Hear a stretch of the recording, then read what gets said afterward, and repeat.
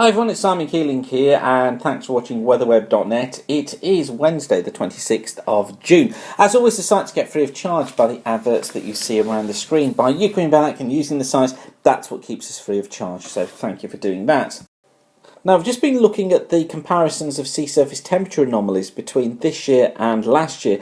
This is the chart for 2012 and notice here the area of cold water here across the Atlantic. Warm water to the north, look, warm water to the south, this time last year in 2012. Also notice as well, look, the El Nino, this warm plume of water here off the western coast of South America.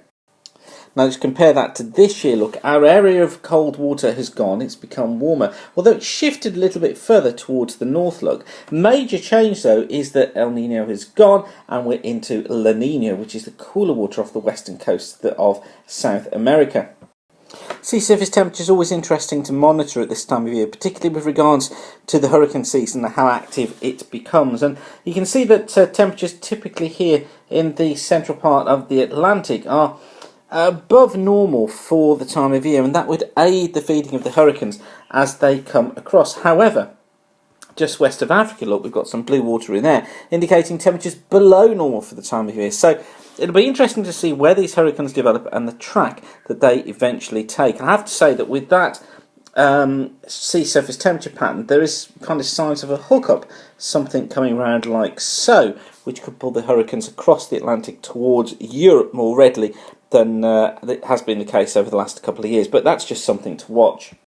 I wanted just to concentrate on how things look going forward through this week, the weekend and into next week, because there are hints of higher pressure building in. This is the chart for the 29th, so this is the chart for Saturday morning. High pressure out here in the west. Now, you notice we've got a ridge built through the country, not completely dry everywhere. Could be some cloud and some drizzle first thing, but generally we've got this westerly flow.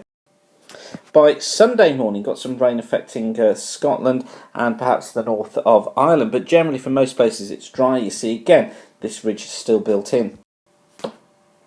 On to Monday, and more of a westerly flow, more of a stronger westerly flow. We've got some rain though for Western Ireland and Western Scotland, but you notice how most of the country is dry. I think there could still be some spots of light rain affecting Western coast, but many areas are going to be dry and fairly breezy. Tuesday sees a trough trying to dig into the Atlantic, and what this will do is it will lower pressures across the British Isles and Ireland. I think what that in turn does is it brings outbreaks of rain through Ireland, through the west of Scotland, but for most of the UK, again, we should be in for a dry day, although I think western and southern coasts may well get some drizzle at times. Through Wednesday, we start to see the fronts proper moving through. There's probably going to be a front something like that through the country. I think it brings cloud and some outbreaks of rain across Scotland and Ireland, some bits and pieces of drizzle to northwest England and western coast of Wales with a southwesterly flow. For Thursday, starting to see pressure build as this feature moves its way eastwards. I think we'll see a mix of sunny spells and showers on Thursday. Some drizzle affecting western coast once again. But it's this high down towards the southwest that we're interested in. This is the chart for Friday. And just look how the ridge has built in. Excuse me. Now, this is shown on the GFS ensemble. It's picked up by the ECMWF2. It's picked up by the GFS operational. And it's also picked up on the ECMWF ensemble. It's not particularly picked up on the Canadian model, which I must admit are normally pretty good at this sort of thing. But we've kind of got 4 out of 5 that are saying that this high is going to build in towards the end of next week. By Saturday the 6th, the high is well and truly over the UK, and again that's tying up nicely with the ECMWF, which of course with high over us would bring fine conditions. And it's still there on Sunday the 7th too. High pressure remains in place on Monday the 8th. And again into Tuesday the 9th, although with more of a northeasterly flow across the southeast, could just be an odd shower developing here, but that would give us a spell through from Friday, Saturday, Sunday, Monday and Tuesday of being predominated by dry conditions. And we can go further as well, because this is Wednesday and again high pressure is still there, and even by Thursday the 11th the high pressure is still in control.